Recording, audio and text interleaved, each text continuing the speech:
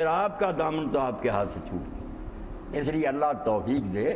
تو آپ کے نام پر جانے دینا، آپ کا جو سن کر کے کسی نے توہین کی آگ بولا نا، بالکل دین مسلمان کو آگ لگنی چاہیے، اس کا کیا جینا اگر اس کے رسول کی توہین ہو،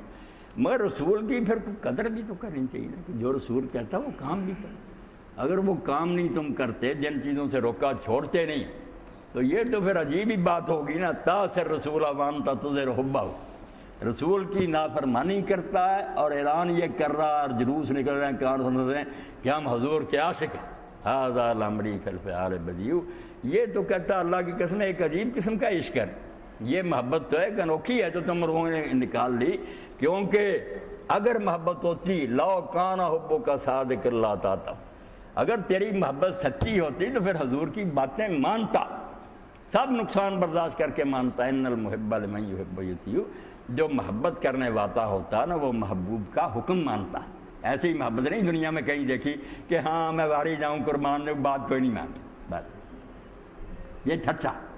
یہی ٹھٹھا ہم کر رہے ہیں، اور اس کا نتیجہ یہ ہے کہ دنیا میں بھی رسوا ہے، آخرت میں بھی خالی کھلی امیدیں رکھنے کچھ نہیں ملے گا۔ وہ ہیں سچے محب جو دنیا میں بھی حضور کے لیے انہوں نے سب کچھ لٹا دیا، حکم پر وہ جان دیتے تھے، کوئی نافرمانی نہیں برداشت کر سکتے تھے، ہو جاتی تھی تو معافیاں مانگتے تھے، توبہ کرتے تھے۔ وآخر دعوانا الحمدللہ رب العالمین، وصلی اللہ تعالی علی خیر خلقہ سیدنا و مولانا محمد و آلہ و اصحابہ۔